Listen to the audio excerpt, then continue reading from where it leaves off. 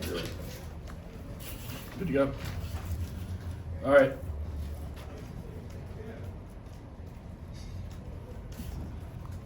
All right. We got to win. We got to win. And, really tell two halves. Played about as poorly as we could play in the first half.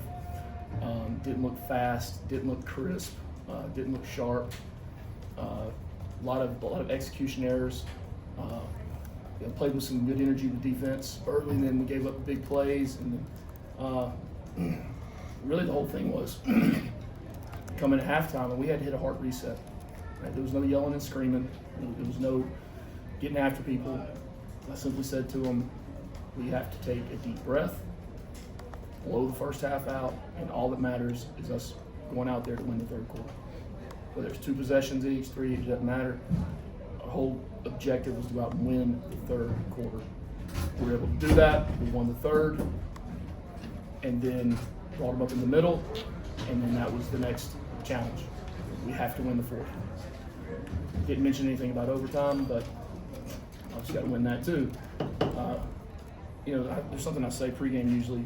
I said it before the game today. I said, hard as we play, fast as we can play, as physical as we can play for 60 minutes, or as much as they let us. I think I'm going to stop saying that.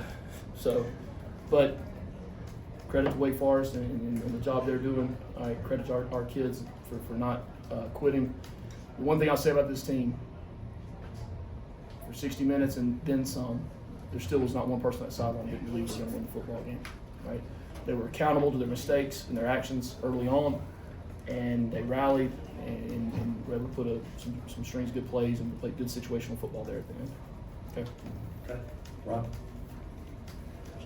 Were you surprised that Wake went for the 2-point play? And when you look at the analytics, is that something the home team should do? No, it has nothing to do with analytics. You have to go for 2 in the second one. I would have done the same thing. We were prepared to do the same thing. We were going to go for 2. That's why value would keep that timeout with you.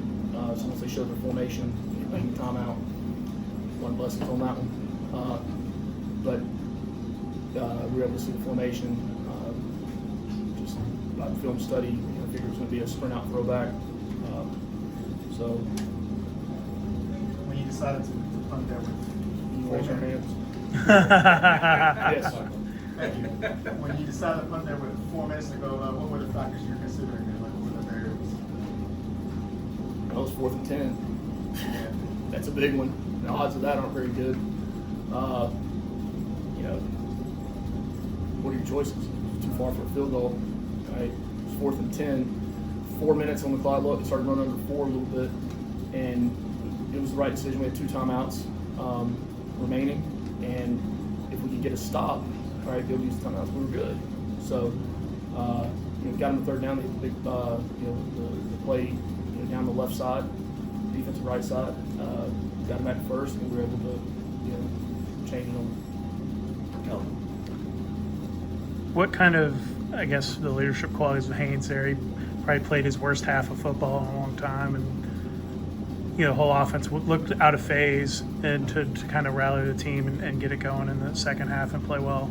Yeah. Kind of what does it say about him as a leader? It does. It says people believe in him. The kids believe in him. The coaches believe in him. We believe in him. I believe in him. As a competitor, a lot of times, and look, you don't. When you're out of sync in the first half of football, right, it's either all on you, which we didn't execute at times, but they changed things up. Had 16 days prepared, had some good things. You could tell early on, we're looking one way, and then boom, it's not there. And now we're having to, like sprinkler back across the field, and then it was, it was too late. So we made some adjustments at halftime on it, but just believe in Haynes, they'll get the job done. He did. I think Georgia Tech football is maybe becoming synonymous with the 2-point conversion. How much time did you guys spend in the offseason defending them, working them, knowing a lot of these games will come down to that level? A lot. Yeah. A lot. How gratifying is it then to see it pay off in this sort of way, Yeah. especially defensively? Yeah, that's a big thing. It's when you look, everything you do is when you're prepared preparing for the upcoming season, and you're going back and you're correcting things from the year before, you're improving on things. A lot of it's guesstimates. Right? You're guessing kind of what to put your time and effort into, and it usually ends up being things that are that can affect big time affect game, situational things, right? I mean, those 60-70% of the game, those normal down calls that you make, anybody can make those calls, right? It's the situational things that matter. It's experience in situations. We work those things every single day, guys. Every single day, we do numerous situational aspects of practice. So it becomes second nature. I mean, there's so many things you can't predict that are going to happen in a game. And you got to go when those things, you get in those situations, you got to rely back on your training and preparation. When their quarterback goes down and the backup comes in, I know he played in Charlotte last year. Did you have much information on him and what they might try to do with him? Not a ton. I mean, we watched all the guys, especially at that position. You always try to gain as much info as you can. So when he comes in, hey, is he a runner? Is he a thrower? Is he good with the RPOs? Is he good with the deep shots? What it is, what's his rhythm? Try to have as much information as you can, but on a normal week, all time and effort, the majority of your time and effort really goes into the starter is and defending. But we had a bit of an idea. You guys worked the ball on the outside well to Rivers and Canyon. That seemed to really get the offense going. Was it, I guess, encouraging to finally see those plays click? Because in the first half, you kept missing on some of those opportunities. Yeah, I mean, just we didn't get the run game going in the first half early on. We were trying to establish the run, And look, I'm still a believer now in just because it's not successful in the first half doesn't mean it's not going to be successful in the second. I mean, body blows, those things accumulate over the course of time and over the course of the game. Guys start to wear down. The constant grind of it. So it does serve a purpose. But yeah, we've got to. I expect this to be more like the second half when it comes to play, pitch, and catch. Anything else? Yeah.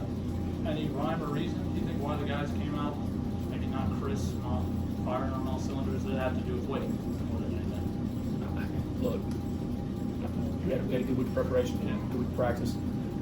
If I had a magic 8 ball and I could predict that, golly, we'd all be eminently wealthy. So, I don't know. Defense came out and played good early on. Offense, we just weren't in sync. We had some good runs on that first drive, and then we stalled out. But again, that's why you play full 4 quarters and then some.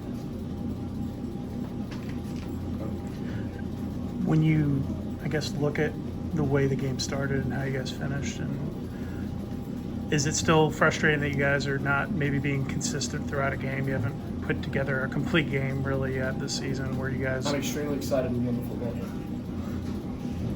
Extremely excited we won the football game. We got 2 weeks now to deal with all those things. I'll tell you then.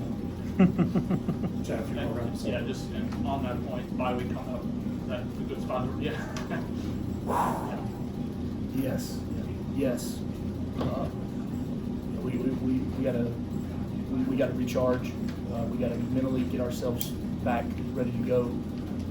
The physical part, yes, everyone thinks about the physical part, but the mental grind of it, as it starts to mount, as the season starts to mount. So, it could come at a better time. I'm very excited. Very, very fortunate we are as a team, but also really happy and excited that we're able to come out of this with a win and finish off that first part of the season. We're in the endurance phase now of the season. We're in that endurance phase. Everybody comes out the gate sprinting, right? At the last third of the season, you see the finish line, right? But this middle part, that's the endurance phase. And endurance doesn't mean taking it easy. It doesn't mean coasting through it. Right? Endurance is that you're out in the middle of the ocean, you swim all the way out there, and now you turn around. It's just as far to go back. You can't see either side, right? That's endurance now. We've got to have that for the next 4 or 5 weeks, right? Then we get into that final sprint towards the end. So there's a big test of our identity as a football team. That we talked about that prior. I think all of us saw last night how quickly it can disappear. So it's a thing that again, proud of these guys for letting the second half win and finish the game. Thank you, guys. Thank you.